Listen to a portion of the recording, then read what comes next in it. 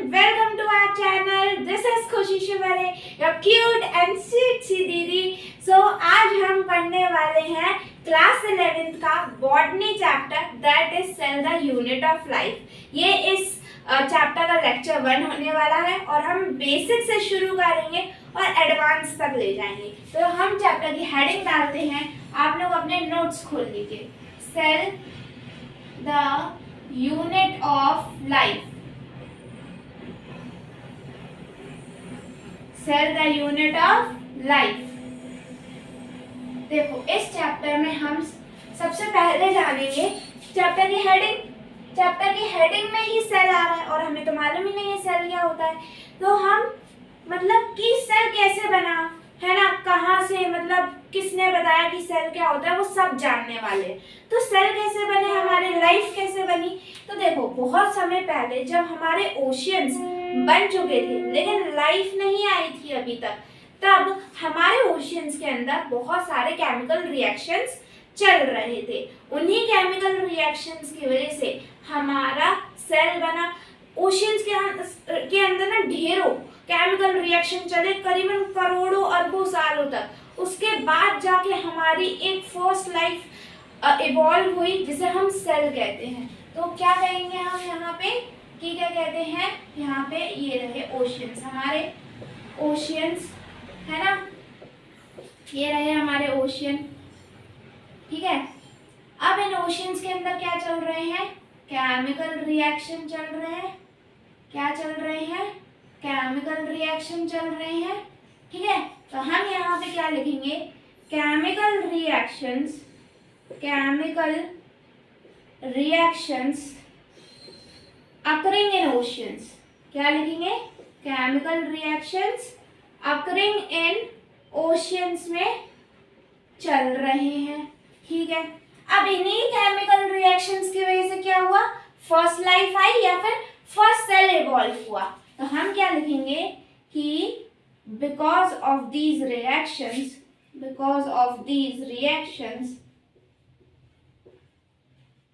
Because of these reaction first cell evolve. क्या हुआ, हमारा फर्स्ट सेल इवॉल्व हुआ है ना, इवॉल्व हुआ इन मिलियंस ऑफ ईयर्स में. इन मिलियंस ऑफ ईयर्स में क्या हुआ, हमारा फर्स्ट सेल इवॉल्व हुआ.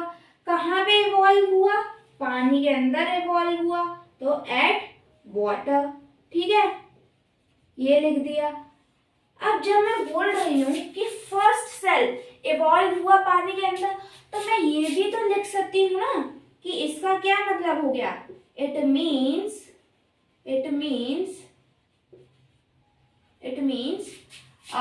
फर्स्ट लाइफ जो है या फिर life originate in water, life originate in water है ना, ओरिजिनेट ओरिजिनेट इन वाटर है ना. ये हो गया फर्स्ट लाइफ कहाँ ओरिजिनेट हुई, वाटर के अंदर. अब ये देखो जरा दोनों पॉइंट को ध्यान से देखो. ये इसमें क्या लिखा है कि फर्स्ट सेल इवॉल्व हुआ पानी के अंदर और लाइफ ओरिजिनेट हुई पानी के अंदर है ना. तो इसका मतलब क्या हुआ कि लाइफ की सबसे छोटी यूनिट कौन सी हो गई, सेल हो गई कि नहीं हो गई. तो हम क्या लिखेंगे यहाँ पे, cell is a basic unit of life. Cell is a basic unit of life. Basic unit है कि नहीं, सेल क्या है, सबसे छोटी यूनिट है लाइफ की. Cell is a basic unit of life. Okay, इतनी बात हमें समझ में आ जाती है. अब देखो और क्या है यहाँ पे, और क्या लिखेंगे हम, क्या कहते हैं, इतना हो गया. अब देखो और क्या है कि जब हमारे सेल क्या हो गई, बेसिक यूनिट ऑफ लाइफ हो गई. अब जैसे कि हम लिविंग है, ह्यूमंस क्या है, लिविंग है, और ह्यूमंस किसके बने हुए, मिलियंस बिलियंस ऑफ सेल्स के बने हुए. हम लिविंग है, हमारा शरीर पूरा सेल्स का बना हुआ है. तो क्या मैं सेल को भी लिविंग स्ट्रक्चर कह दूं, यस कह सकते हैं. तो हम क्या लिखेंगे यहाँ पे, cell is a living structure. Cell is a living structure. Cell क्या है? एक लिविंग स्ट्रक्चर है। क्या है? एक लिविंग स्ट्रक्चर है। इतनी बात हमें समझ में आ जाती है। ठीक है, सेल क्या है? एक लिविंग स्ट्रक्चर है। अब हमें सेल के अंदर देखो, सेल की डेफिनेशन जानते हैं अब। ठीक है, तो सेल के बारे में हम इतनी देर से सेल सेल बोल रहे हैं, सेल का डेफिनेशन भी जान लेते हैं।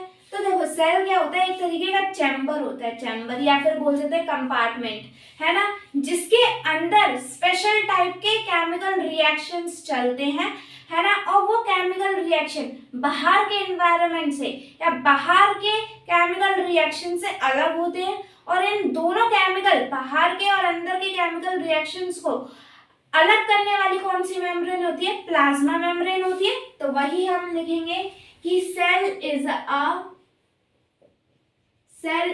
अ चैम्बर है। क्या है? एक तरीके का चैम्बर बोल सकते हैं, या फिर हम कंपार्टमेंट बोल सकते हैं। इसी चीज को क्या बोल सकते हैं? कंपार्टमेंट बोल सकते हैं, या फिर हम क्या बोले, और रूम बोल सकते हैं, है ना, रूम, है ना। और इस सेल क्या है? चैम्बर, कंपार्टमेंट या रूम। और इस रूम के अंदर क्या हो रहा है? Inside which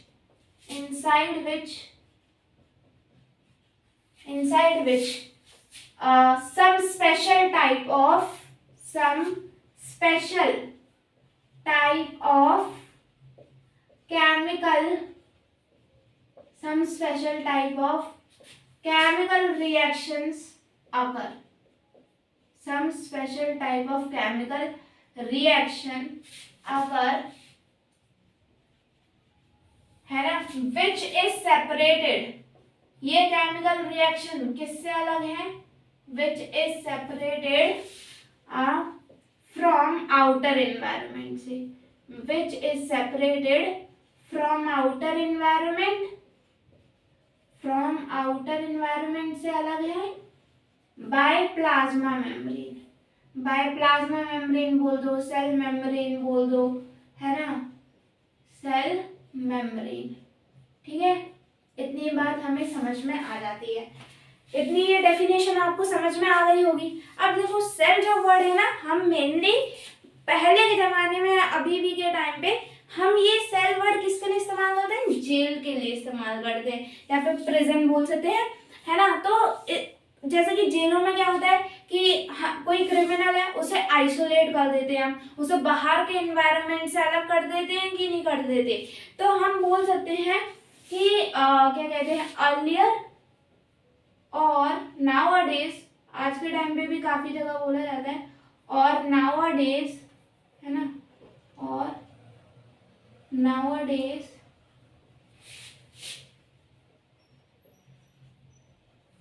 cell word is used for, cell word जो है इज यूज्ड फॉर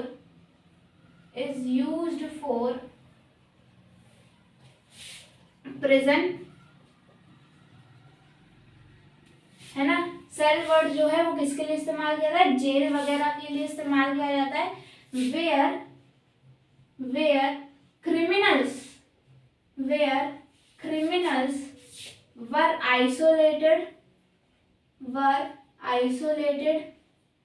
है ना, आइसोलेटेड, जहां पे उन्हें आइसोलेट करके रखा जाता है, अकेले रखा जाता है, और सेपरेटेड फ्रॉम आउटर एनवायरनमेंट से उन्हें सेपरेट किया जाता है, सेपरेटेड फ्रॉम आउटर एनवायरनमेंट।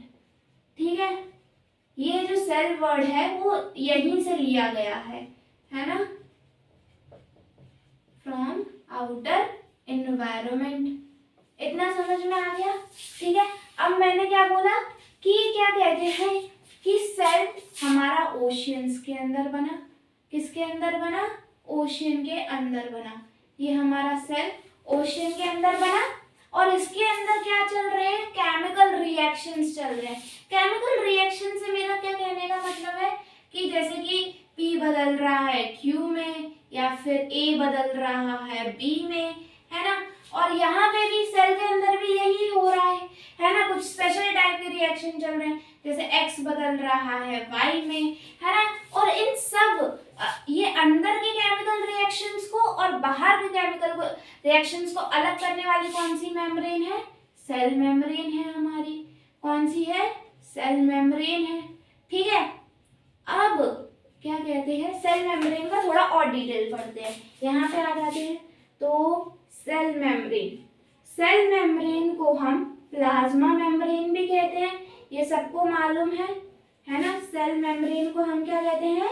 एक और नाम से बुलाते हैं प्लाज्मा मेम्ब्रेन, ठीक है। अब ये प्लाज्मा मेम्ब्रेन बनी किसकी होती है? सबसे पहला तो क्वेश्चन यही आता है कि बनी किसकी होती है। तो हम लिखेंगे सेल मेम्ब्रेन, सेल मेम्ब्रेन है ना, किसकी बनी होती है? देखो, सेल मेम्ब्रेन बनी होती है फोस्फोलिपिड की।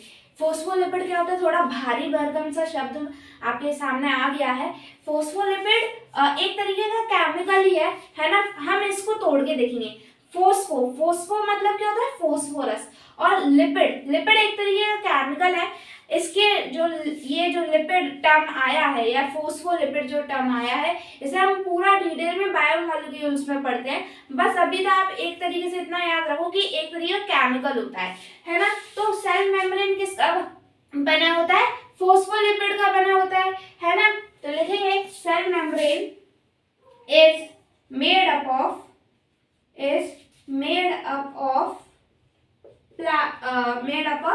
फोस्फोलिपिड, फोस्फोलिपिड का बना होता है, ठीक है।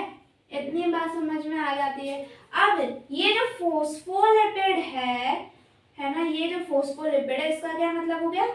फोस्फोरस। इसका क्या मतलब हो गया? फोस्फोरस। और ये जो लिपिड टर्म है, लिपिड का मतलब तो लिपिड ही होगा ना, तो लिपिड की जगह लिपिड ही लिख देंगे। अब क्या होता है कि ये जो लिपिड है ना, लिपिड, इससे लगता है पानी से डर। ये पानी को दूर भगाता है कि तुम जाओ जाओ, यहाँ से जाओ, मुझे तुमसे नफरत है ना। तो इसे क्या है? रिपेल करता है ये वाटर को, रिपेल वाटर। अब ये रिपेल, देखो ये रिपेल करता है, इसकी वजह से सेल मेम्ब्रेन का नेचर कैसा है? हाइड्रोफोबिक नेचर है। हाइड्रोफोबिक नेचर मतलब कि हाइड्रो, देखो बायोलॉजी में टर्म्स तोड़ोगे ना तो बहुत इजी है ना समझना बायोलॉजी को। इतने जो टफ से वर्ड देते ना, इतने टफ होते नहीं है। हाइड्रोफोबिक, हाइड्रो मतलब पानी, फोबिक मतलब डर लगना। किसी को होता है ना हाइट का फोबिया है, किसी को लिजर्ड का फोबिया होता है, किसी को पानी का फोबिया होता है। जैसे पानी का फोबिया है तो उसे हाइड्रोफोबिक बोलेंगे। ये किस नेचर की है? हाइड्रोफोबिक नेचर की है ना। तो और देखो हाइड्रोफोबिक नेचर क्यों है इसका? ये हाइड्रोफोबिक नेचर की है ना, मतलब ये पानी को दूर भगाएगी। तो वो इस केमिकल रिएक्शन या इस पानी के अंदर जितने भी केमिकल रिएक्शन चल रहे होंगे उसको दूर करेगी। और इसके अंदर जो होंगे, मतलब इन दोनों केमिकल रिएक्शंस को ये अलग अलग करती है। इसकी वजह से इसका हाइड्रोफोबिक नेचर होता है, ठीक है। तो आप क्या लिखेंगे यहाँ पे? Repel H2O, then it means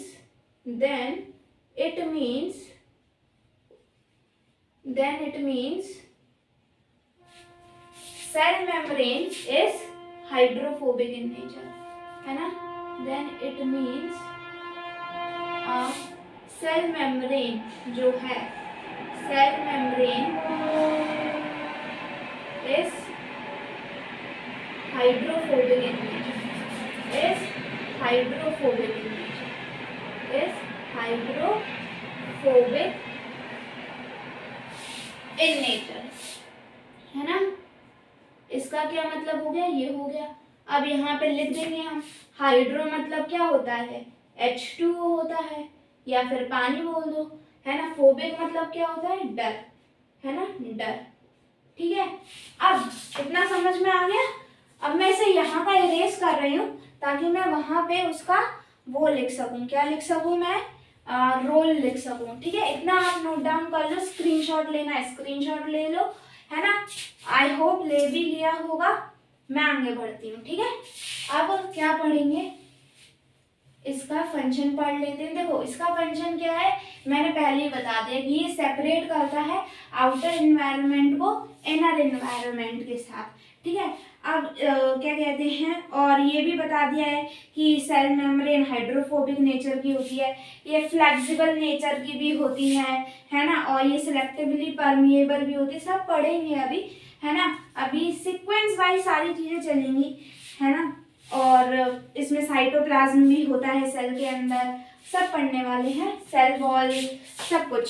so let's write इसका फंक्शन, है ना। रोल पढ़ेंगे, रोल, ये सेल मेम्ब्रेन का ही रोल लिख रहे हैं, वहां पे जगह नहीं थी इसलिए मैं यहाँ पे आ गई, ठीक है। तो रोल क्या है, इट सेपरेट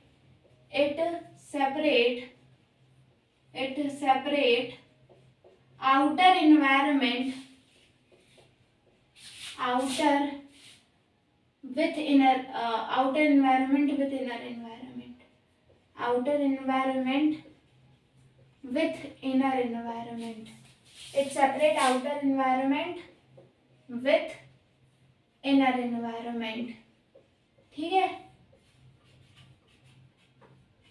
इतना हमने पढ़ लिया है। अब एक और लाइन, अब हम साइटोप्लाज्म के बारे में जानेंगे, ठीक है। साइटोप्लाज्म के बारे में और गेट चैनल्स क्या होते हैं, सब कुछ यहाँ पे देखो। ये क्या है हमारा, इतना बड़ा सा क्या बना दिया मैंने, ये सेल बना दिया। क्या बना दिया, ये सर्कल सही नहीं बना ना, मैंने बहुत दिनों से ड्राइंग की नहीं है ना, इसलिए कोई नहीं, अभी भी नहीं सही बना। अरे अच्छा बनाएंगे यार, रुक जाओ।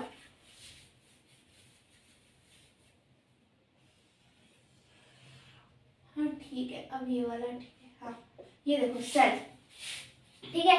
वैसे इतना परफेक्ट भी नहीं बना है, लेकिन ठीक है, काम चल जाएगा। सेल, इसके अंदर जो पानी होता है ना, इसके अंदर जो पानी होता है उसे साइटोप्लाज्म कहते हैं।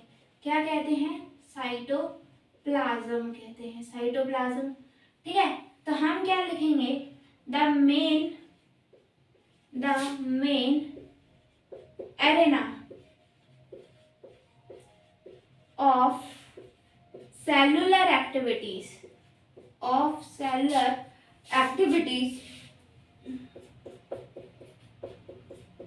the main arena of cellular activities of plant and animal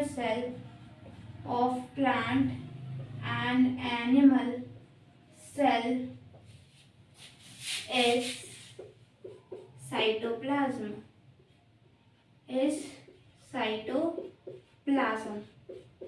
ठीक है। इतना समझ में आ गया कि साइटोप्लाज्म के अंदर ये क्या है, मेन एरिया है ना, मेन एरिना मतलब एरिया, है ना। जितनी भी सेल के अंदर एक्टिविटीज चल रही है उन्हें क्या बोला हमने, सेलुलर एक्टिविटीज बोला। तो प्लांट एंड एनिमल सेल के अंदर जितनी भी सेलुलर एक्टिविटीज चल रही हैं वो कहाँ चल रही है, साइटोप्लाज्म में चल रही हैं। और ये एक मेन एरिया है जहाँ पे सेलुलर एक्टिविटीज चलती हैं, ठीक है। तो the main arena of cellular activities of plant and animal cell is cytoplasm, ये हो गया। अब देखो और क्या पढ़ने वाले हैं हम, हाँ यहाँ पे आ जाओ। अब देखो हम सांस लेते हैं और हमारा शरीर तो बना ही क्या कहते हैं सेल्स का है, तो मतलब हम सांस लेते हैं तो मतलब सेल भी सांस लेते होंगे। तो सेल सांस ले रहे हैं तो उन्हें ऑक्सीजन कार्बन डाइऑक्साइड की जरूरत पड़ती होगी कि नहीं पड़ती होगी। तो O2 भी जाता है सेल के अंदर और CO2 भी क्या कहते हैं बाहर आता है, किससे, सेल से बाहर आता है, ठीक है। और क्या कहते हैं सेल को खाने की भी जरूरत पड़ती है ना, ताकि हमें हमारे शरीर के अंदर एनर्जी प्रोड्यूस हो पाए। तो क्या कहते हैं ग्लूकोज जाता है सेल के अंदर, है ना, और भी चीजें, लिपिड के मॉलिक्यूल, सोडियम क्लोराइड, ये सब सेल के अंदर जाते हैं ताकि हमें एनर्जी मिल सके, है ना। तो क्या लिखेंगे यहाँ पे देखो, O2 और CO2 चले गए, सेल मेम्ब्रेन को पास करके चले गए, है ना। क्यों पास करके चले गए, क्योंकि क्या कहते हैं वैसे तो ये सेलेक्टिवली परमिएबल होती है, कुछ ही चीजें जानने की इसे अनुमति होती है। मैं अभी लिखवाऊंगी कि ये सेलेक्टिवली परमिएबल होती है, लेकिन अभी जस्ट समझो कि हाँ सेलेक्टिवली परमिएबल होते हैं। इसका डिटेल और पढ़ेंगे। सेलेक्टिवली मैंने बोला ना कि परमिएबल होती है, इसमें और भी कंडीशंस है, वो हम आगे पढ़ेंगे, लेकिन अभी जस्ट समझ लो कि सेलेक्टिवली परमिएबल होती है। कुछ ही चीजें इसके अंदर आ जा सकती हैं। ये क्या आ जा पा रहे हैं? क्योंकि ये छोटे मॉलिक्यूल्स है। क्या है? छोटे मॉलिक्यूल्स हैं। और दूसरी चीज क्या है कि यहाँ पे मतलब बाहर के एनवायरनमेंट में O2 ज्यादा थी और सेल को अंदर जरूरत थी, तो हाई कॉन्सेंट्रेशन से लो कॉन्सेंट्रेशन मूव कर गया। अरे ज्यादा से क्या कहते हैं कम की तरफ ही तो चीजें मूव करती हैं, तो high concentration to low concentration move कर गया। अब सेल के अंदर CO2 ज्यादा थी, तो वो क्या कहते हैं high concentration to low concentration move कर गई CO2 गैस। तो हम यहाँ पे क्या लिखेंगे कि O2 एंड CO2, O2 या फिर एक minute, O2 CO2 and H2O। अरे पानी भी तो उसे जरूरत पड़ेगी कि नहीं पड़ेगी, है ना। तो O2 CO2 and H2O are small molecules. क्या है ये? स्मॉल मॉलिक्यूल्स हैं। क्या है ये? स्मॉल मॉलिक्यूल्स हैं, है ना, स्मॉल मॉलिक्यूल्स हैं। दे मूव फ्रॉम, ये कैसे मूव करते हैं? They move from high concentration, they move from high concentration to low concentration. They move from high concentration to low concentration में मूव करते हैं, ठीक है, कॉन्सेंट्रेशन। दैट्स वाई, है ना, दैट्स वाई हम क्या लिखेंगे यहाँ पे? That's why they are able to pass, they are able to pass, they are able to pass cell membrane. इसी वजह से तो वो लोग ये सारे जो मॉलिक्यूल्स हैं, है ना, पास कर पाते हैं सेल मेम्ब्रेन को, राइट। तो हमने ये चीज लिख दी। ये high concentration to low concentration वाला आपको समझ में आ गया होगा। अब देखो और क्या है। अब O2 CO2 तो चलेगा, लेकिन अब क्या कहते हैं, इसे लिपिड की भी जरूरत है। लिपिड हो गया या फिर फैट, हम लोग घी खाते हैं ना, घी बटर, तो वो क्या कहते हैं उसके छोटे छोटे टुकड़े सेल के अंदर भी जाते हैं। फैट, ऑयल, वैक्स हो गया, लिपिड हो गया, है ना, ये सारी चीजें भी सेल के अंदर जाती हैं। तो मान के चलो यहाँ पे लिपिड का मॉलिक्यूल है। क्या है यहाँ पे? लिपिड का मॉलिक्यूल है। क्या है यहाँ पे? लिपिड का मॉलिक्यूल है ना। अब इसे जाना है कहाँ पे? अंदर जाना है। कहाँ जाना है? अंदर जाना है ना। ये अंदर जा सकता है। क्यों अंदर जा सकता है लिपिड का मॉलिक्यूल? क्योंकि ये खुद हाइड्रोफोबिक नेचर का है और ये भी हाइड्रोफोबिक नेचर की है सेल मेम्ब्रेन। हाइड्रोफोबिक नेचर क्या हो गया? अरे भैया लाइक डिसॉल्व लाइक पढ़ा है कि नहीं पढ़ा है ना। तो वही तो चीज है कि ये लिपिड का मॉलिक्यूल आसानी से इसे पार कर लेगा, है ना। तो यहाँ पे हम क्या लिखेंगे? एक और चीज लिखेंगे, क्या कि ये जो लिपिड होता है ना, लिपिड ये क्या है? एक अम्ब्रेला टर्म है, एक बहुत बड़ा टर्म है। इसके अंदर क्या आते हैं? फैट, ऑयल, वैक्स आ गया, है ना। एक तरीके से आप ऐसे इस तरीके से समझ सकते हो कि जैसे माँ होती है ना, माँ सुप्रीम, है ना, उसके 3 छोटे छोटे बच्चे हैं, है ना। तो लिपिड को माँ मान लो और इन माँ के क्या है? 3 छोटे छोटे बच्चे हैं, फैट, ऑयल और वैक्स, है ना। तो क्या लिखेंगे हम कि lipid is an umbrella term, है ना। लिपिड एक बड़ी टर्म है। Lipid is an umbrella term होती है ना। अम्ब्रेला टर्म है भैया, है ना। अम्ब्रेला टर्म बोल लो या फिर देसी भाषा में बोलना है तो क्या बोलोगे कि माँ है ना। क्या है? माँ। आप बोल दो। और इन माँ के क्या कहते हैं?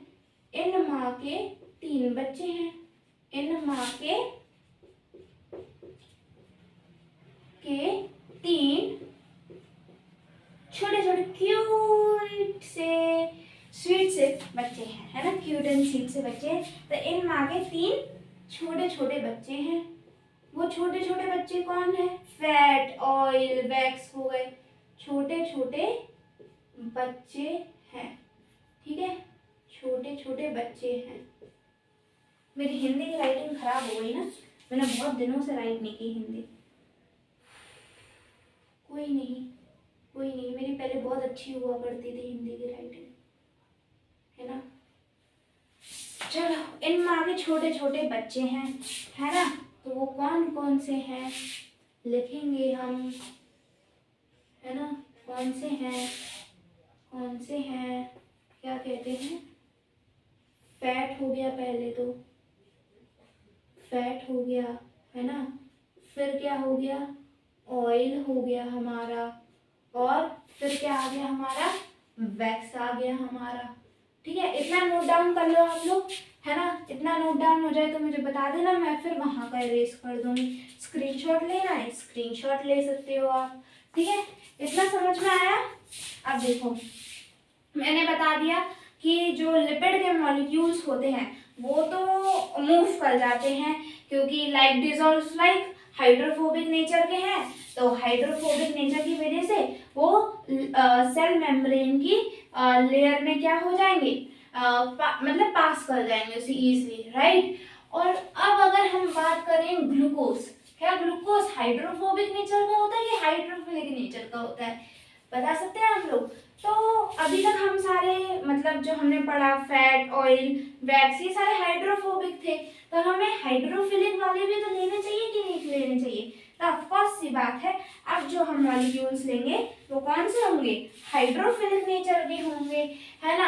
अब हाइड्रोफिलिक में कौन कौन से आ जाएंगे, जैसे ग्लूकोज हो गया हमारा, है ना, और कौन कौन से हो जाएंगे, सोडियम हो जाएगा, क्लोराइड हो जाएगा, है ना। अब ये हाइड्रोफिलिक नेचर के हैं, इसी वजह से ये साइटोप्लाज्म नहीं, सॉरी, सेल मेम्ब्रेन को इजीली पास नहीं कर पाएंगे। क्यों, क्योंकि वो तो हाइड्रोफोबिक नेचर के है और मॉलिक्यूल कैसे हैं, हाइड्रोफिलिक नेचर के हैं, तो फिर कैसे पास करेंगे। सोचो सोचो, जब तक मैं ये वाली लाइन लिख देती हूँ, है ना। क्या कहते हैं, क्या लिखेंगे हम, क्या लिखेंगे हम, लिपिड, है ना, नहीं नहीं, हाँ, like dissolves like dissolves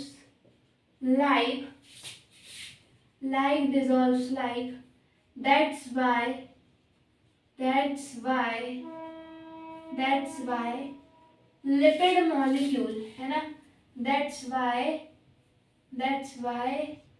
lipid, fat, oil, wax, है ना, lipid, fat, oil, wax, molecules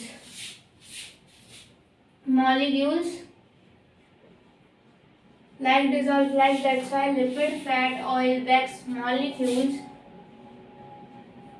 which is कौन से नेचर के हैं, जल्दी बताएंगे, हाइड्रोफोबिक नेचर के हैं, hydrophobic nature.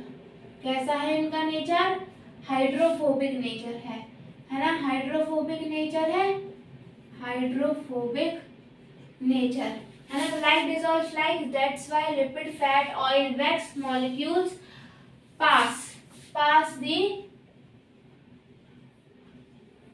the cell membrane, है ना। इसी वजह से क्या करेंगे, पास कर जाएंगे सेल मेम्ब्रेन को, है ना। क्यों, क्योंकि वो भी तो हाइड्रोफोबिक नेचर की है ना, हाइड्रोफोबिक नेचर की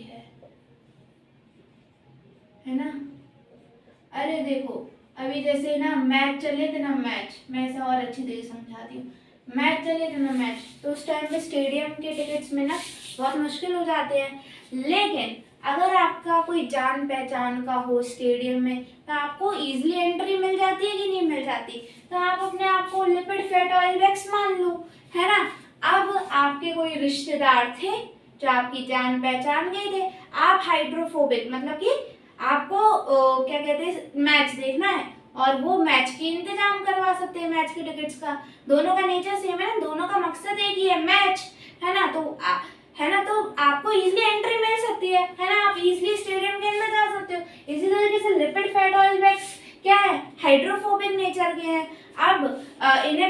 करना है, सेल मेम्ब्रेन को पास करना है, वो भी हाइड्रोफोबिक नेचर की है। तो दोनों मतलब सेम उसके है ना, तो वो तो इजीली पार हो जाएगी ना। अरे आपका सेम रिश्तेदार मिल गया आपको कहीं, तो वो तो आपकी इजीली व्यवस्था करवा ही देगा ना कहीं, है ना, स्टेडियम में आपको पहुंचवा ही देगा, है ना। तो आप ताकि मैच देख सको बढ़िया वाला, है ना। चलो अब और पढ़ते हैं, है ना। अब कौन से वाले पढ़ने वाले हम, ग्लूकोज वाले पढ़ने वाले हैं, राइट। तो देखो यहाँ पे क्या होते हैं, हमारे गेट चैनल्स होते हैं। क्या होते हैं? गेट चैनल्स होते हैं। मेरी ड्राइंग बहुत खराब हुई है। गेट चैनल्स, उफ उफ यार, ये बना हमारे गेट चैनल्स, है ना, गेट चैनल्स, ठीक है। ये हमारे क्या है? गेट चैनल्स है। इसे इरेज कर देंगे, है ना। ये क्या है हमारे? Gate channels. गेट चैनल्स, अब इनका काम क्या होता है गेट चैनल्स का, राइट। तो जरा काम जान लेते हैं इनका। ये क्या करते हैं? ये रहा हमारा ग्लूकोज का मॉलिक्यूल। ये किसका मॉलिक्यूल है? हमारा ग्लूकोज का मॉलिक्यूल है, जो कि कैसे नेचर का है? हाइड्रोफिलिक नेचर का है कि नहीं है? हाइड्रोफिलिक। अब इसे किसे पास करना है? हाइड्रोफोबिक सेल मेम्ब्रेन को पास करना है, जो कि इसके लिए करना इम्पॉसिबल है। तो इसकी मदद करने के लिए कौन आ जाएंगे? इसकी मदद करने के लिए गेट चैनल्स आ जाएंगे। तो इन गेट चैनल्स की मदद से ये इजीली सेल के अंदर जा पाएंगे, ठीक है। तो अब हम यहाँ पे क्या लिखने वाले हैं कि ग्लूकोज हो गया, है ना, या फिर हम बोल सकते हैं सोडियम हो गया, है ना, सोडियम हो गया, या फिर बोल सकते हैं क्लोराइड हो गया, है ना। ये कैसे नेचर के हैं? ये सारे हाइड्रोफिलिक नेचर के हैं, है ना, हाइड्रोफिलिक नेचर के हैं। कैसे नेचर के हैं? हाइड्रोफिलिक नेचर के हैं, है ना। ग्लूकोज, सोडियम, क्लोराइड, है ना, ये सारे कैसे हैं? हाइड्रोफिलिक नेचर के हैं। कैसे हैं? हाइड्रोफिलिक नेचर के हैं, ठीक है। अब इन्हें क्या पास करना है? सेल मेम्ब्रेन को पास करना है। तो glucose, sodium, chloride are able to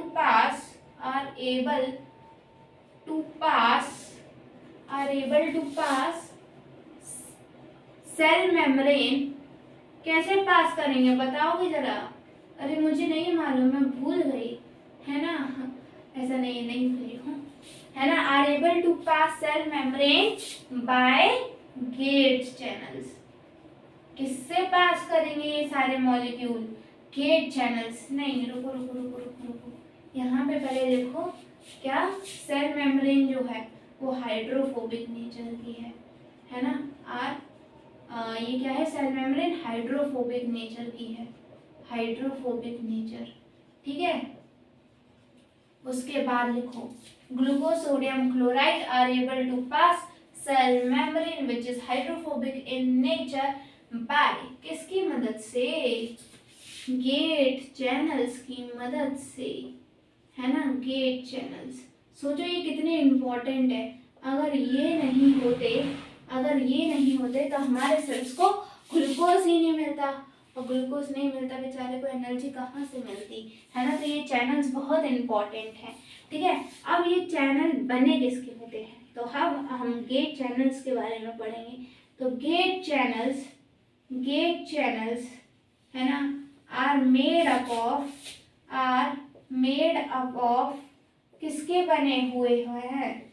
are made up of protein के बने हुए हैं। किसके बने हुए हैं?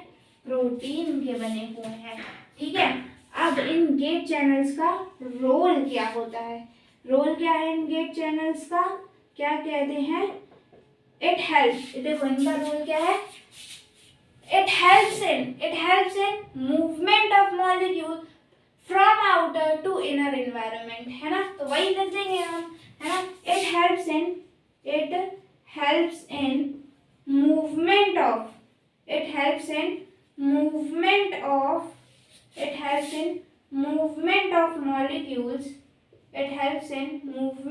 molecules, है ना, molecules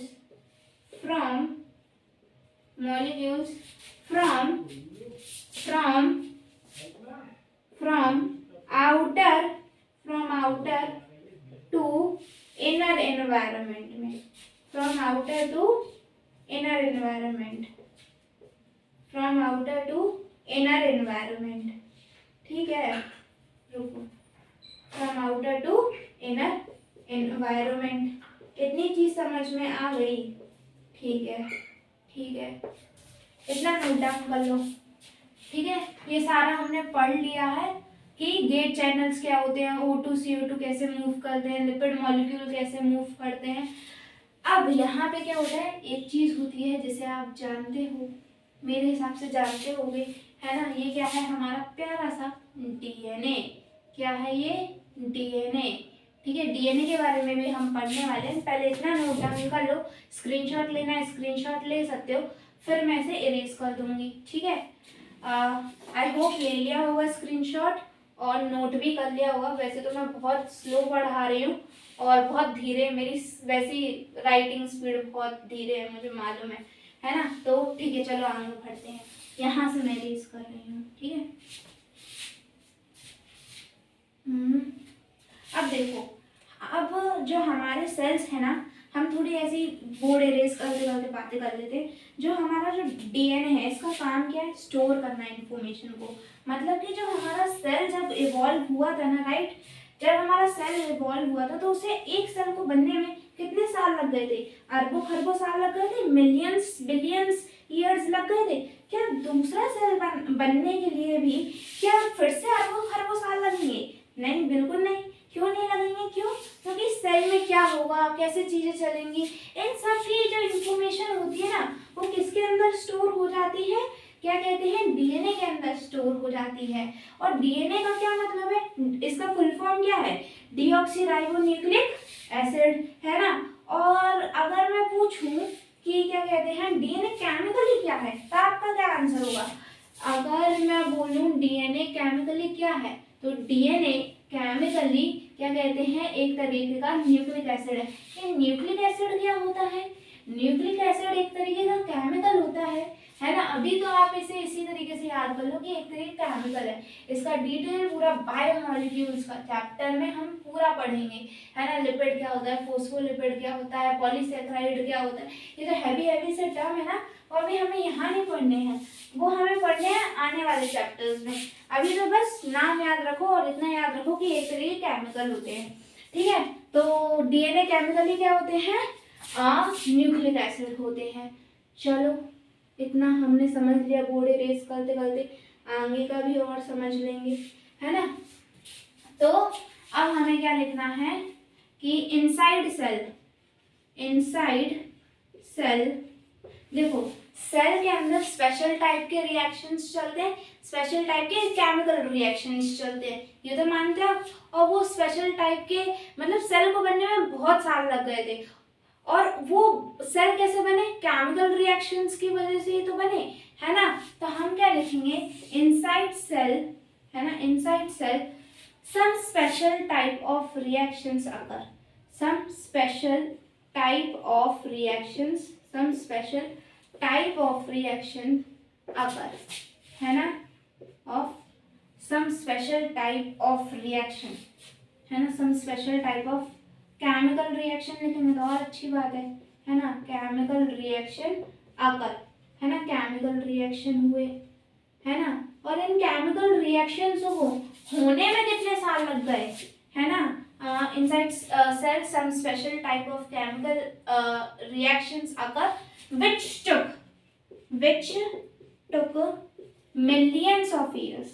कितने साल ले लिए इन सारे सेल्स उन्हें, इन सारे केमिकल रिएक्शंस उन्हें मिलकर सेल को बनाने में कितने साल ले लिए, बहुत साल ले लिए, है ना।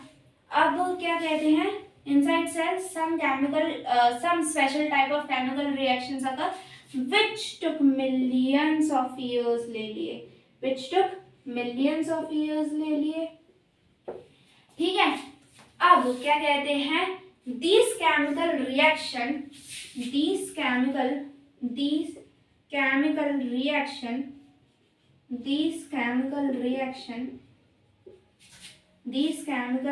reactions information, these chemical reaction information store होती है किसके अंदर, ये सारी की केमिकल रिएक्शंस की इंफॉर्मेशन स्टोर किसके अंदर हो रही है, store in DNA. This chemical reaction information store in DNA के अंदर स्टोर हो रही है, ठीक है, स्टोर इन डीएनए, है ना। केमिकल रिएक्शंस की इंफॉर्मेशन मतलब मैं क्या बोलना चाहती हूँ कि सेल में क्या होगा, है ना, कैसी किस टाइप की इंफॉर्मेशन, जैसे एग्जांपल के तौर पे मैं बता देती हूँ कि सेल में क्या होगा, है ना, सेल में क्या होगा, है ना, क्या होगा, है ना। और क्या लिख सकते हैं, पहला ये हो गया, पहली इंफॉर्मेशन ये, सेल में चीजें कैसे चलेंगी, है ना, सेल में कैसे चीजें चलेंगी, है ना, कैसे चीजें चलेंगी, कैसे चीजें चलेंगी, ठीक है। इन सब की जो इंफॉर्मेशन होती है वो किसके अंदर स्टोर होती है, डीएनए के अंदर स्टोर होती है, ठीक है। तो अब हम यहाँ पे क्या लिखेंगे, डीएनए के बारे में पढ़ते हैं, है ना, डीएनए के बारे में अब हम डिटेल में जानेंगे, है ना। तो राइट कर लो हेडिंग हमारी डीएनए, है ना। डीएनए क्या होता है, डीऑक्सी राइबोन्यूक्लिक एसिड होता है, इतना तो मैंने बता ही दिया था, है ना। डीएनए, डीएनए, ठीक है, क्या है ये, डीऑक्सी राइबो न्यूक्लिक एसिड है, क्या है ये, डीऑक्सी राइबो न्यूक्लिक एसिड है, ठीक है। इतना समझ में आ जाता है हमें, ठीक है दीदी, आपने इतना बोल दिया, इतनी देर से बात मान रहे हैं, ये भी बात मान ही लेते हैं, ठीक है, मैंने भी बोल दिया, ठीक है।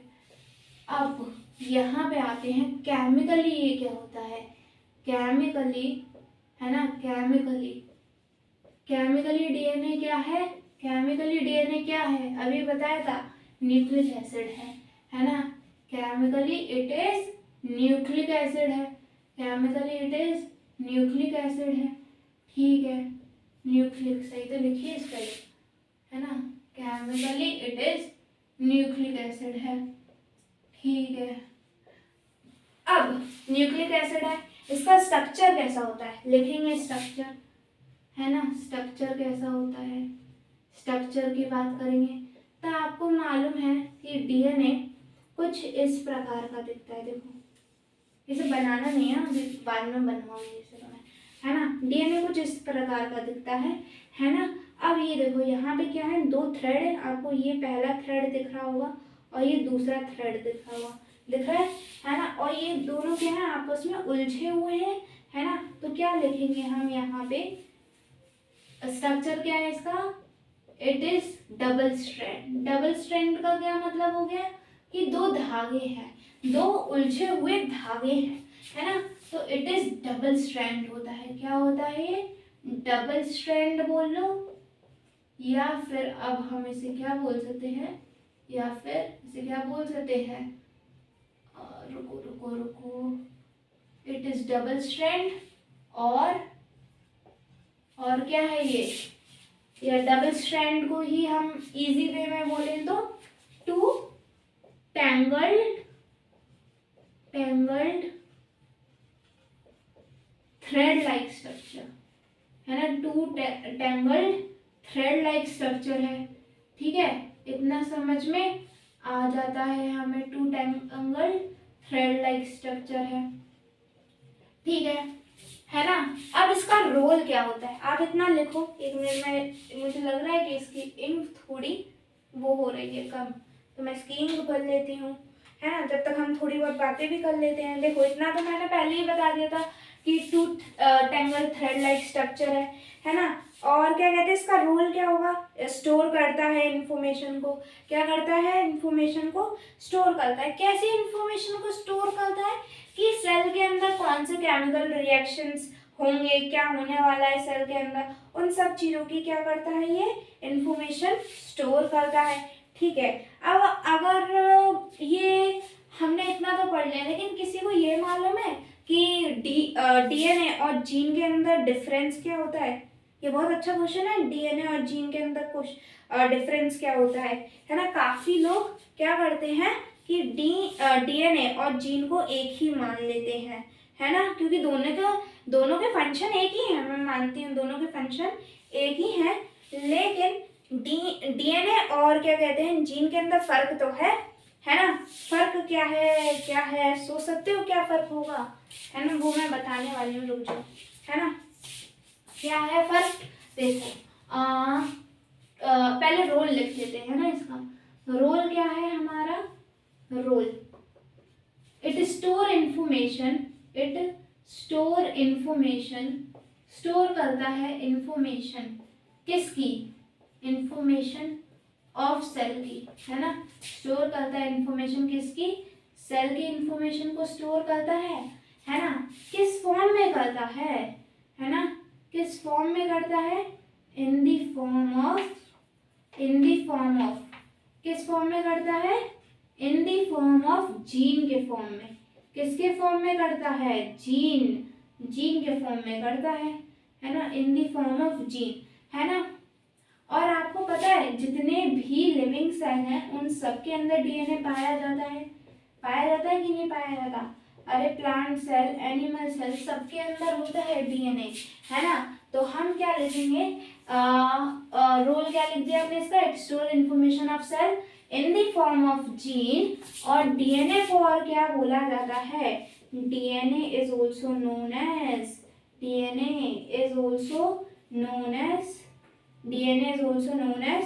जेनेटिक मटेरियल बोला जाता है। क्या बोला जाता है, जेनेटिक मटेरियल बोला जाता है, ठीक है, क्या बोला जाता है, जेनेटिक मटेरियल, है ना। इतनी बात समझ में आ जाती है ना। और क्या लिख सकते हैं हम इसमें कि ऑल लिविंग सेल, जितने भी लिविंग सेल हैं, है ना, all living cell have DNA, जितने भी लिविंग सेल हैं उन सब के पास क्या है, डीएनए है, और लिविंग सेल हैव डीएनए हो गया, ठीक है। इतनी भी बात हमें समझ में आ जाती है दीदी, है ना। इतना आई होप सबका राइट हो गया होगा। तो मैं इरेज कर देती हूँ, स्क्रीनशॉट लेना है स्क्रीनशॉट ले लो, फिर हम डीएनए और जीन का डिफरेंस पढ़ेंगे, ठीक है। आई होप ले भी लिया होगा, नोट भी कर लिया होगा। और वैसे मैं स्लो चल रही हूँ, अगर फास्ट भी चल रही हूँ तो मुझे बता देना, ताकि फिर मैं आपकी स्पीड के हिसाब से ही चलूँ, ठीक है। तो मैं इरेज कर रही हूँ, पूरा इरेज करूँगी अब मैं, ठीक है। देखो जीन और डीएनए का डिफरेंस अगर मैं ओनली बताऊं, है ना, तो क्या होगा, देखो जो डीएनए होता है ना वो किसका बना होता है, जीन्स का बना होता है, किसका बना होता है, जीन का बना होता है ना। तो जीन का बना होता है। अब आप मुझे एक चीज बताओ, क्या जीन डीएनए का बना होता है, नहीं बना होता ना। तो बस बस बस बस यही तो डिफरेंस है कि DNA is made up of many genes, but gene is not made up of DNA। अरे बाबा देखो देखो, इसे मैं बहुत इजी वे में समझाती हूँ। कैसे, जैसे कि आपने देखा होगा पंखा, है ना, पंखा देखा है, पंखे में क्या होती है, पंखुड़ियाँ होती हैं, है ना। तो पंखे की पंखुड़ियों को क्या मान लो, जीन मान लो, है ना। पंखे की पंखुड़ियों का काम क्या होता है, मतलब हवा प्रोवाइड करवाना, है ना। जब सारी पंखुड़ियां मिलती हैं तभी तो पंखा बनता है कि नहीं बनता है। और फिर पंखे का भी फंक्शन क्या हो जाता है, क्या कहते हैं, हवा प्रोवाइड करवाना। इसी तरीके से डीएनए और जीन का रिलेशन है। जीन, बहुत सारी जीन होती हैं, सबका काम है क्या कहते हैं, अलग अलग केमिकल रिएक्शन की इंफॉर्मेशन को स्टोर करना, है ना। कोई एक जीन है उसके अंदर ए टाइप की केमिकल रिएक्शन की इंफॉर्मेशन स्टोर है, कोई दूसरा जीन है उसके अंदर बी टाइप की केमिकल रिएक्शन की इंफॉर्मेशन स्टोर है। जब ये सारे जीन मिल जाते हैं, है ना, तब वो डीएनए बनाते हैं। और फिर डीएनए का भी फंक्शन क्या हो जाता है, स्टोर करना इंफॉर्मेशन को, दैट्स इट। कितना सिंपल है ना। तो हम क्या लिखेंगे कि क्वेश्चन के फॉर्म में डालेंगे, डिफरेंस बिटवीन, है ना, डिफरेंस क्या है, difference between gene and DNA, है ना, जीन एंड डीएनए, जीन और डीएनए के बीच का डिफरेंस क्या है ना। मैंने वैसे बता दिया है पूरा कि क्या है क्या नहीं है। आप यहाँ पे एक एग्जाम्पल में डाल सकते हो, पहले क्या, पंखा और उसकी पंखुड़ियाँ। ये पूरा डिटेल में नहीं लिखना है जैसे मैंने अभी बताया था, जस्ट आपको याद रहे कि हाँ हम इसे इस एग्जाम्पल के साथ रिलेट कर सकते हैं, इसलिए मैं यहाँ पे लिख रही हूँ पंखा एंड उसकी पंखुड़ियाँ, है ना, एंड उसकी पंखुड़ियाँ। ठीक है, पंखा एंड उसकी पंखुड़ियाँ आ जाएंगी। ठीक है, पंखुड़ियाँ, है ना। ठीक है, अब हम बायोलॉजिकली भी पूरा देख लेते हैं। ठीक है, ये क्या है, हमारा डीएनए है। क्या है ये, हमारा पूरा डीएनए। ठीक है, ये क्या है, पूरा हमारा डीएनए है। लिख देते हैं यहाँ पे डीएनए है। ठीक है ना। अब क्या कहते हैं, यहाँ पे हम एक पॉइंट लिखेंगे, DNA is made up of, DNA is made up of, है ना, जो डीएनए है, DNA is made up of many genes, है ना। जो डीएनए है वो बहुत सारी जीन्स का बना होता है, but gene is not made up of, but gene is not made up of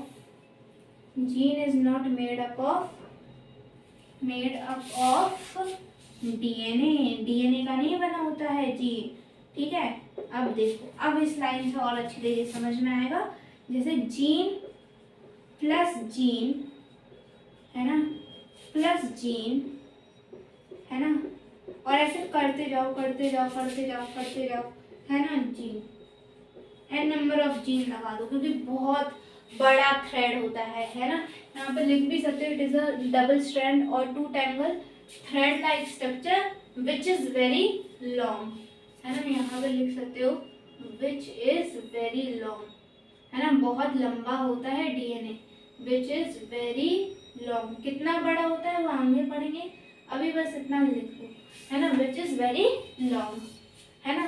तो यहाँ पे क्या बनता है, डीएनए बनता है। ये एकदम सही है। क्या मैं ऐसा लिख सकती हूँ क्या, डीएनए प्लस डीएनए, है ना, डीएनए प्लस, यहाँ पे मैंने लिख दिया डीएनए, और क्या मैं इस चीज को लिख सकती हूँ, जरा सोच के बताओ, इस चीज को लिख सकती हूँ, नहीं ना, है ना, क्योंकि मैंने ऊपर ही तो लिखा कि gene is not made up of, DNA का नहीं बना होता है, लेकिन डीएनए जीन का बना होता है कि नहीं बना होता है। अब देखो यहाँ पे जैसे कि ये है, ये डीएनए है, इसका ये वाला छोटा वाला ये जो पार्ट होगा ये क्या है, हमारा जीन है। ये वाला जो पार्ट होगा ये भी जीन है, ये वाला जो पार्ट होगा ये भी जीन है, ये जो होगा ये भी जीन है ना, ये जो होगा ये भी जीन, ये होगा ये भी जीन। इससे क्या पता चला हमें, इससे क्या पता चला कि जो जीन होता है, gene is present on DNA. जो जीन होता है वो किस पे प्रेजेंट होता है, gene is present on DNA, है ना। प्रेजेंट में ऐसे लिखती हूँ, gene is present on DNA, gene जो है डीएनए पे प्रेजेंट होता है। इतनी बात समझ में आ गई, है ना। अब ये देखो, है ना, मैं अभी इतने सारे को हटा रही हूँ, इतने सारे जीनों को, अभी अपन को थोड़े ही जीनों का काम है ना, समझ में आना चाहिए, बस इतना है ना। तो यहाँ का मैं एक जीन ले लेती हूँ और थोड़ा दूर एक और ले लेती हूँ, एक यहाँ का ले लेती हूँ और एक यहाँ का ले लेती हूँ। ठीक है, तो यहाँ का ले लिया जीन और एक यहाँ का ले लिया जीन। देखो क्या कहते हैं, यहाँ का जो जीन होगा, है ना, जीन, यहाँ पे क्या हो रहा होगा, है ना, यहाँ पे स्टोर, इसने क्या की होगी, स्टोर की होगी इंफॉर्मेशन। किस चीज की इंफॉर्मेशन स्टोर की होगी, ए टाइप, किसी भी टाइप के, है ना, हम उस किसी भी टाइप को क्या नाम दे देते हैं, ए टाइप की केमिकल रिएक्शन की इंफॉर्मेशन इसने स्टोर की होगी। तो स्टोर इंफॉर्मेशन हम क्या लिखेंगे, स्टोर इंफॉर्मेशन, है ना, store information of a type of cell, है ना, नहीं रुको, it store information of a type of chemical reaction. हाँ, store information of a type of chemical reaction, है ना, chemical reaction, chemical reaction, chemical reaction हो गया। ठीक है, अब यहाँ का जो जीन होगा, है ना, उसने क्या किया होगा, यहाँ के जीन ने क्या किया होगा, इसने भी स्टोर की होगी इंफॉर्मेशन, स्टोर इंफॉर्मेशन ऑफ किस चीज की, of be type of cell, be type of क्या कहते हैं, be type of chemical reaction की, है ना, ऑफ केमिकल रिएक्शन की। ठीक है, केमिकल रिएक्शन की इसने क्या किया होगा, स्टोर की होगी इंफॉर्मेशन किसी सी टाइप की केमिकल रिएक्शन की, है ना, केमिकल रिएक्शन किससे, सेल की, केमिकल रिएक्शन ऑफ सेल।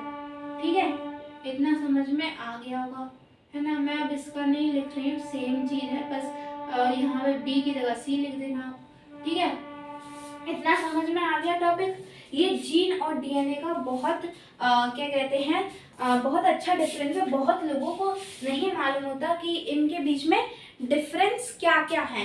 ठीक है, आप इतना नोट कर लीजिए, है ना। और इसके बाद हम क्या पढ़ने वाले हैं कि क्या कहते हैं, काफी बार आपने देखा होगा, मैं साइड में हट जाती हूँ, है ना, नोट कर लीजिए आप और मेरी बातें भी सुनते चलिए।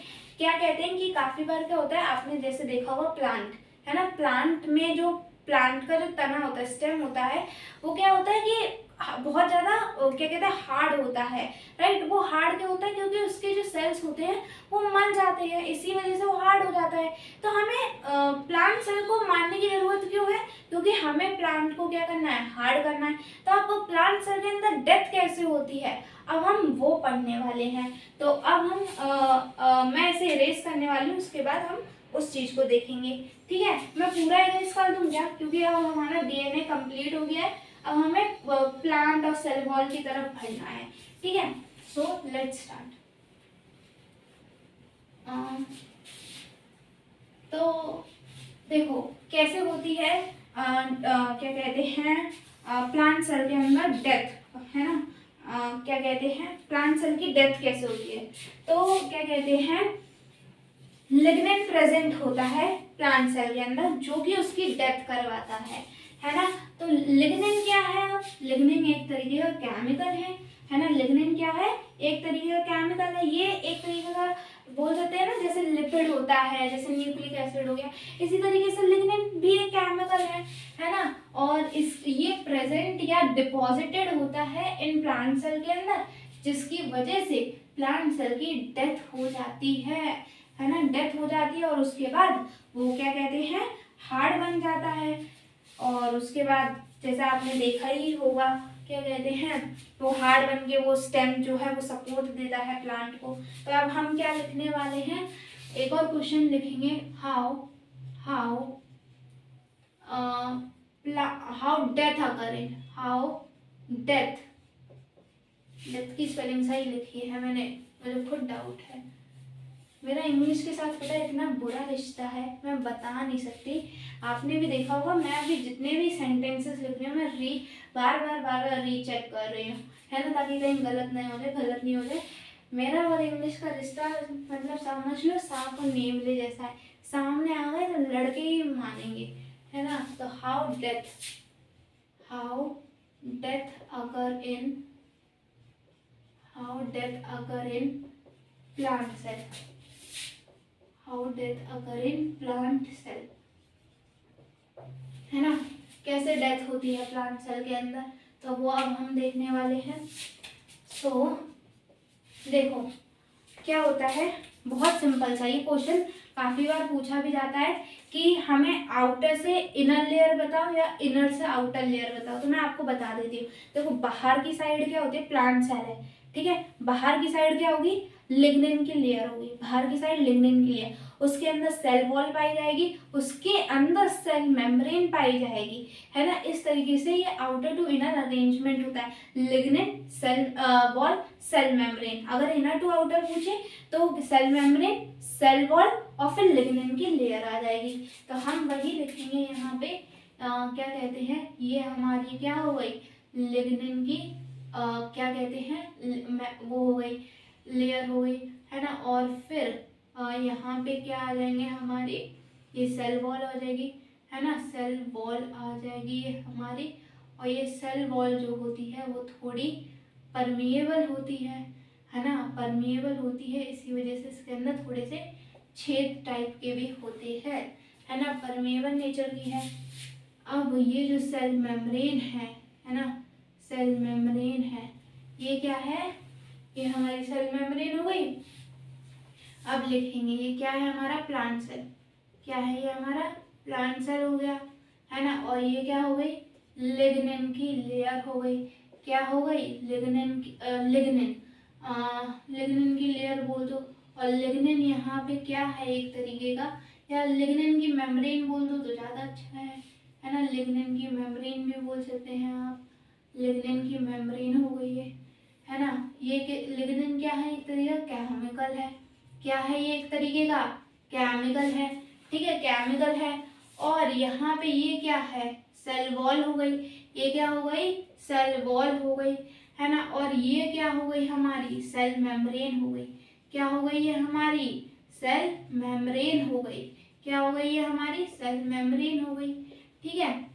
अब क्या लिखेंगे हम यहाँ पे, lignin is a chemical, lignin क्या है एक तरीके का chemical, lignin is a chemical, है ना, लिग्निन क्या है एक तरीके का केमिकल है, लिग्निन इज अ केमिकल, है ना, which is deposited in, which is deposited in, which is deposited, है ना, which is deposited in plant cell, which is deposited in plant cell, है ना, which is deposited in plant cell due to which, और इस chemical की वजह से क्या होता है, ड्यू टू विच, है ना, मेरी राइटिंग ऐसे में जा रही है, राइटिंग सही करनी पड़ेगी मुझे।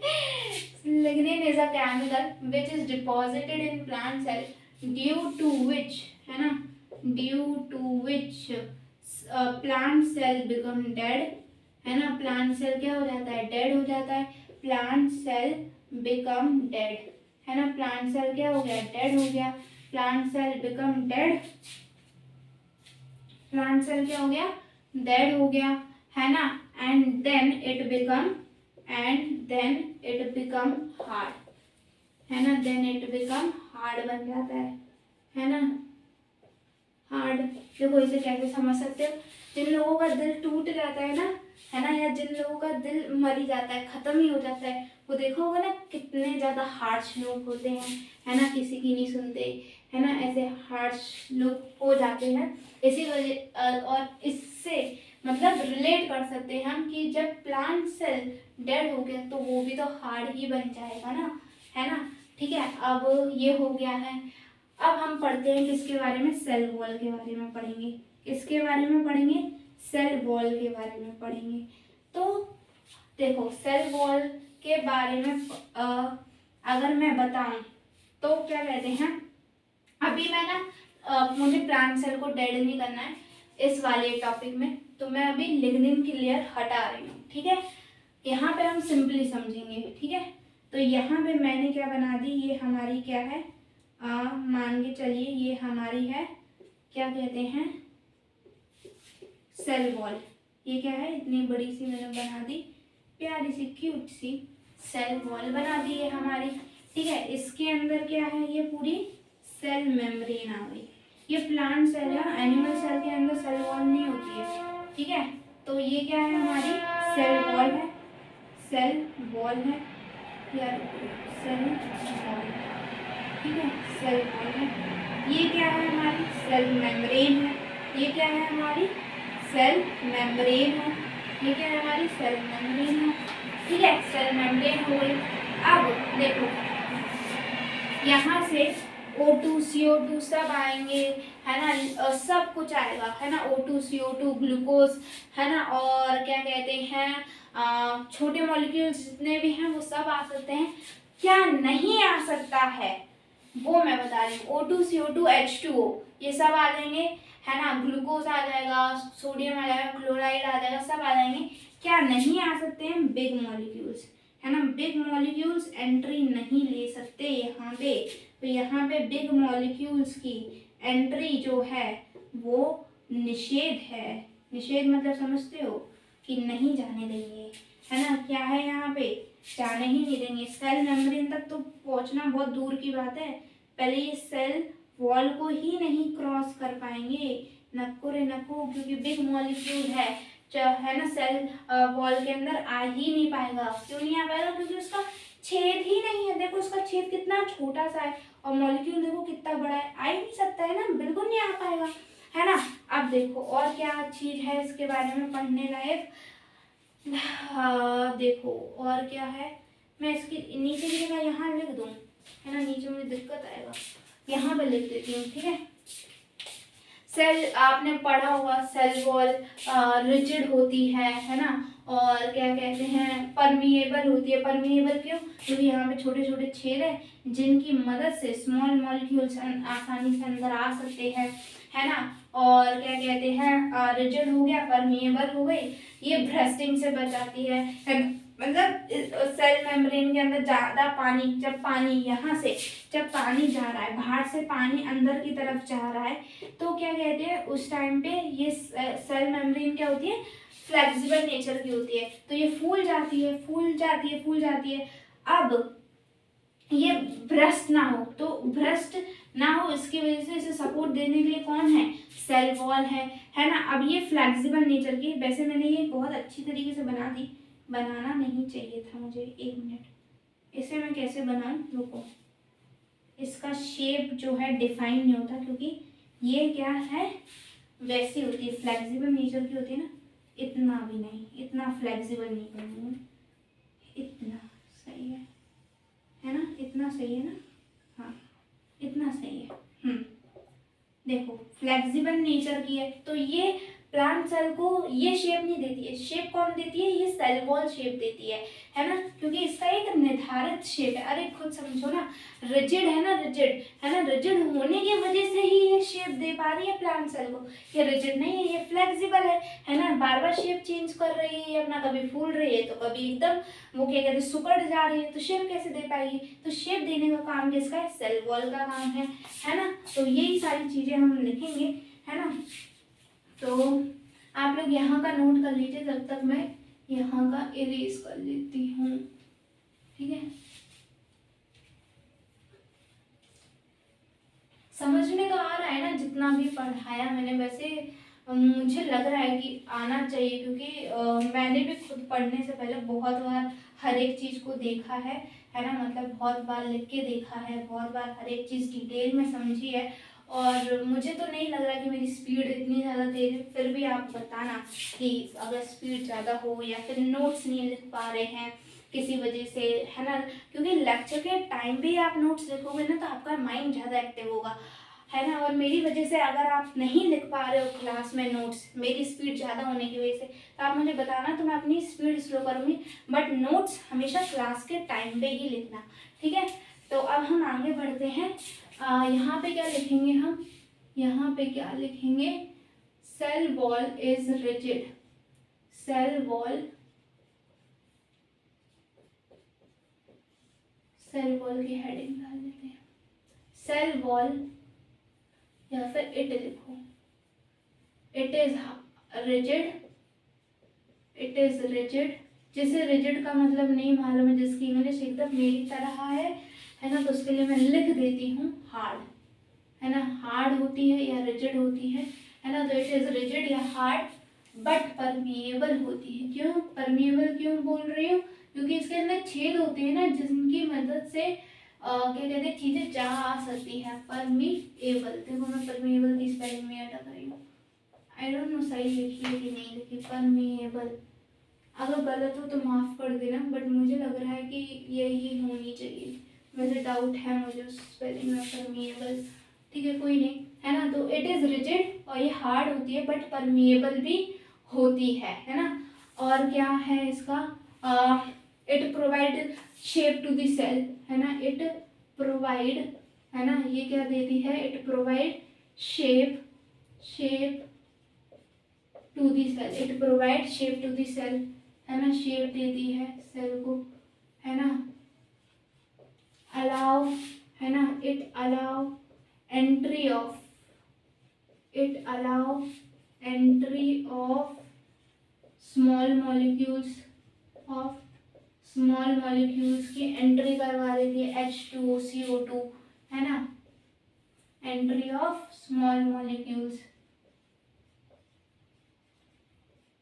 स्मॉल मॉलिक्यूल्स की एंट्री करवा देती है ना। और क्या हो सकते हैं, it allow entry of small molecules, और क्या है ना, it prevent entry of large molecules, it prevent entry of large molecules.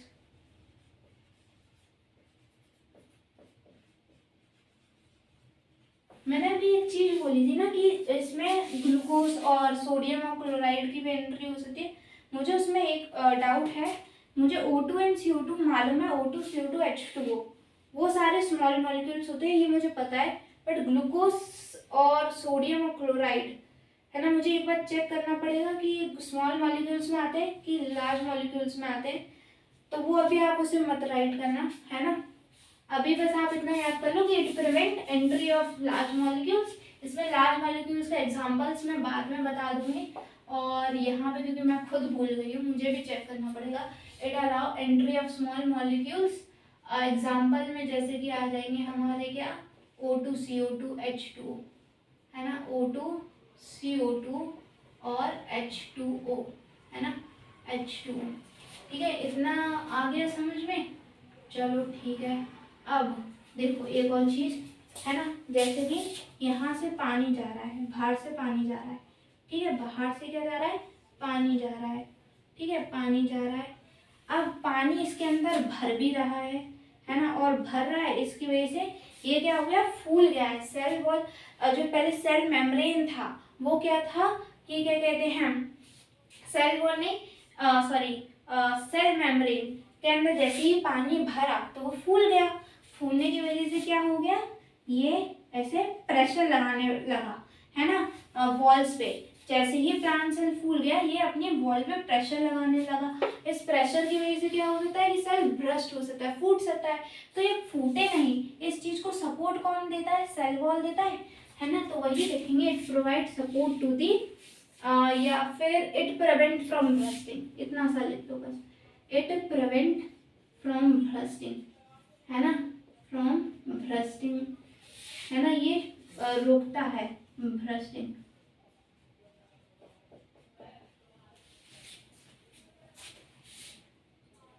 एक मिनट, एक मेरे साथ तो एक इंग्लिश का रिश्ता ही बेकार बनाया है, ब्रस्टिंग। मुझे तो स्पेलिंग में ही ज़्यादा कंफ्यूज हो रहा है। कोई नहीं, ब्रस्टिंग, BURSTING हो या BRUSTING हो, जाने दो। इतना इंग्लिश देखो नीट वाली ना, स्पेलिंग नहीं देखने वाले, to be very honest, concept मालूम होना चाहिए, है ना। Bursting, it prevent from bursting of plant cell, है ना, प्लांट सेल की ब्रस्टिंग से बचाता है ये, है ना। It prevent from bursting of plant cell by providing support. कैसे बचाता है, सपोर्ट देकर, बाय प्रोवाइडिंग सपोर्ट, ठीक है, बाय प्रोवाइडिंग सपोर्ट। आप लोग आज यहाँ तक पढ़ के रखिए, इसके आगे का हम इसके सेकंड लेक्चर में पढ़ेंगे, है ना। प्रोकैरियोटिक, यूकैरियोटिक सब कुछ हम आने वाले लेक्चर में पढ़ने वाले। इतना आई होप यहाँ तक समझ में आ गया होगा। आप लोगों को मैं लिखने का टाइम दे देती हूँ, आप लोग इसे राइट कर लीजिए, स्क्रीनशॉट लेना है स्क्रीनशॉट ले लीजिए, ठीक है। मैं इस लेक्चर को अभी के लिए कंप्लीट करती हूँ यहाँ पर। Thank you for watching this video lecture.